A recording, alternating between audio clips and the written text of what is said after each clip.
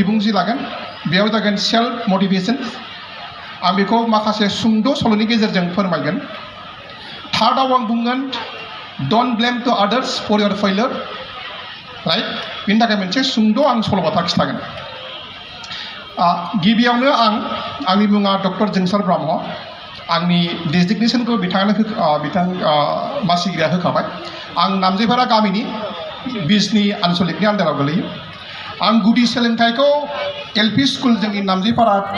2 दाननि उनाव नामजेफारा एलपि स्कुलाव लादों बर' मिडियामजों बिनि उनाव आं MSc in mathematics Tezpur university 2007 मायथाइयाव एमटेक इन कम्पिटिशनल सिस्मोलॉजी 2009 मायथाइयाव आं एमटेकनि फाइनल इयर जोबैनि सिगां मोनथाम साख्रिनि अपरचुनिटि मोनदों जेब्ला आं फाइनल इयर थेसिस खालामबाय थादोंमोन अब्ला आंनि खाथियाव अलरेडि मोनथाम साख्रिनि अफार फैदोंमोन मोनसेया जाहैदों फोरोंगिरिनि नैथिया जाहैदों मोनसे साइन्टिस्ट पजिशन थामथिया जाहैदों मोनसे रिसार्च पजिशन बिनि उनाव आं फोरोंगिरिनि साख्रिखौ जोबोद मोजां मोनखायोमोन उन्दैनिफ्रायनो आं बेखौ बासिनानै लादों आं साख्रियाव जइन जादों 2009 मायथाइयावनो अब्ला आं एराउन्ड 24 इयार्स जेब्ला आं जइन खालामो as a assistant professor at Pandit Deendayal Energy University आं मा नुनो मोनखो आंनि माखासे कलिग जायजों आं साख्रि मावफायो बिथांमोना गासिबो doctorate not only doctorate post doctorate from out of India जापाननिफ्राय इउकेनिफ्राय केम्ब्रिजनिफ्राय हार्भार्डनिफ्राय केम्ब्रिजनिफ्राय नङा होमबा लोगो लोगो आं PhD आव खालामबाय एनरल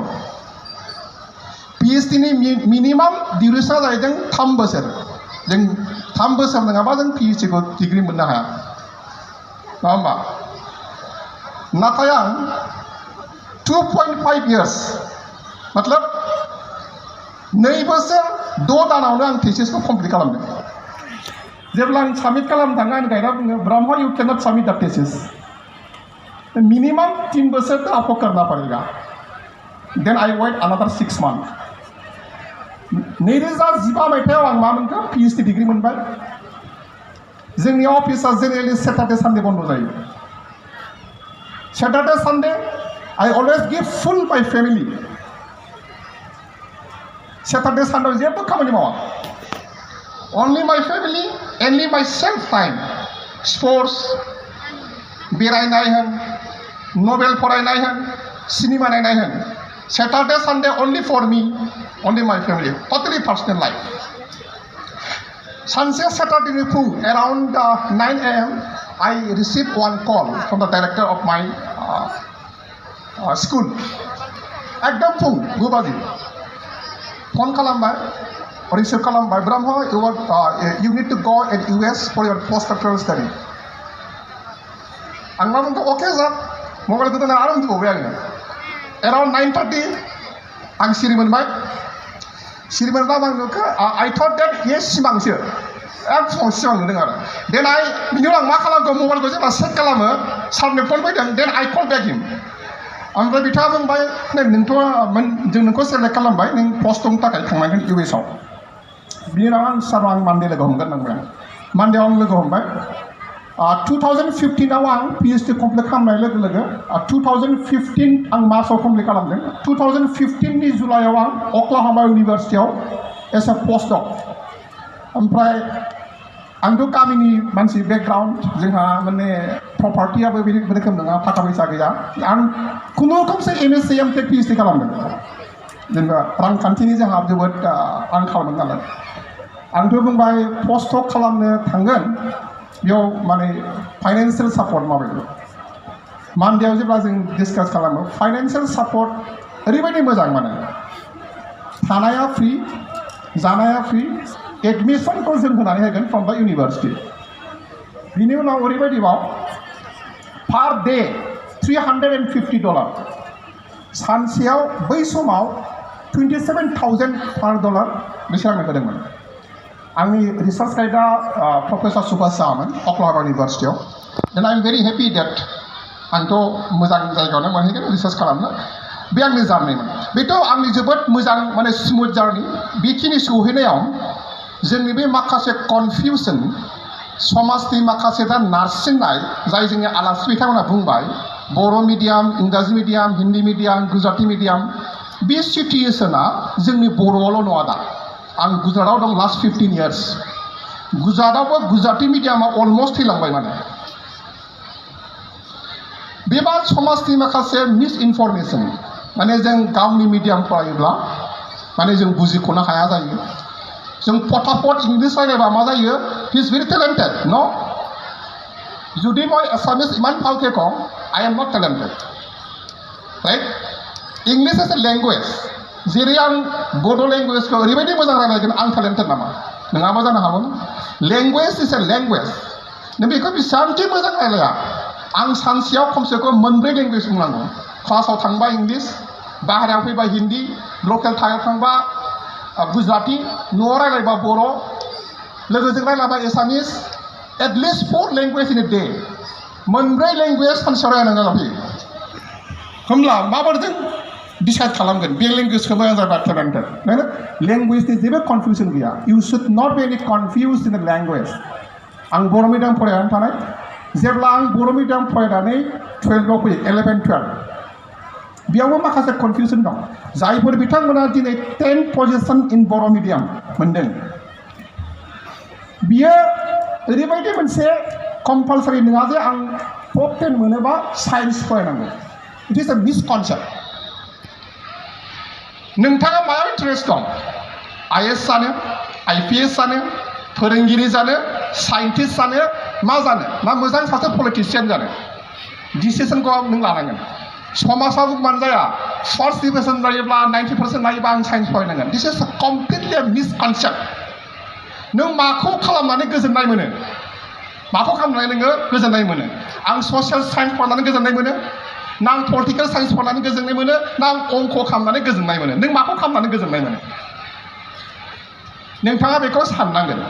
10th positionआव आं मोनदों होननानै आं साइन्स फरायनांगौ डक्टर जाथारनांगौ इन्जिनियार जाथारनांगौ बिनि खुनु मिनिं गैया नों मायाव गोजोननाय मोनो जों बेयावनो थांनांगोन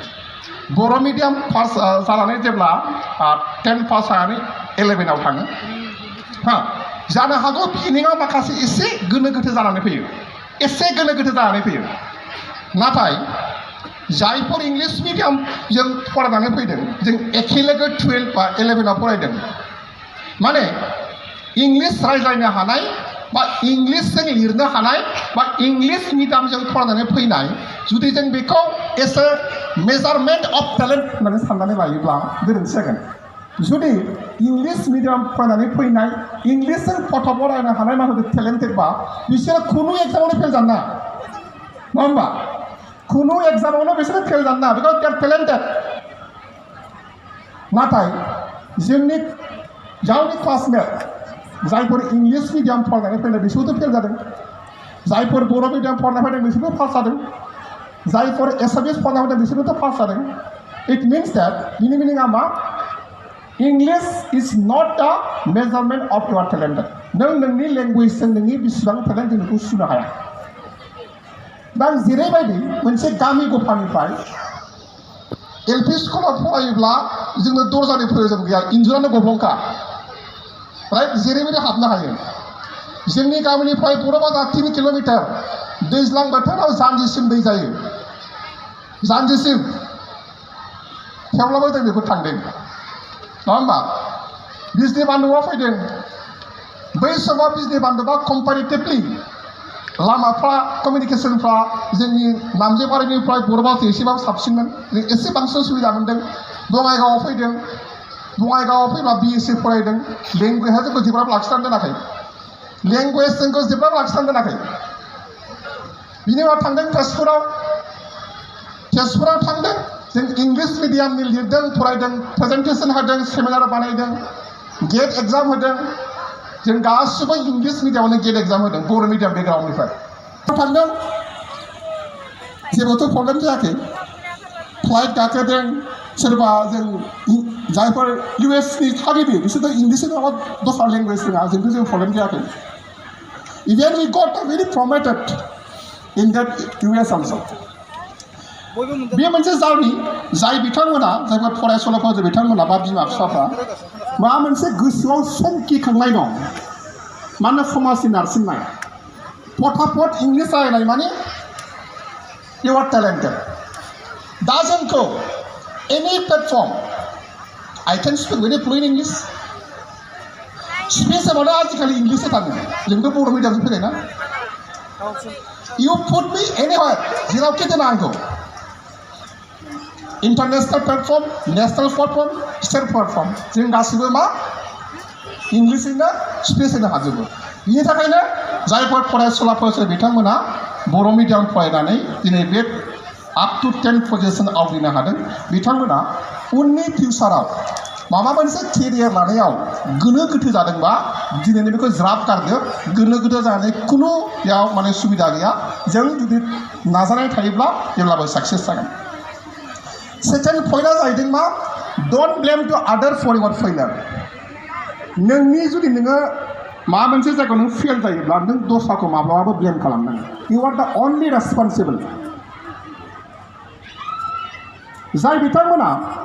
बै सोदोबखौ खोनाफेराखै बे बिथांमोना जेकमा नामखौ खोनायाखैबो जानो हागौ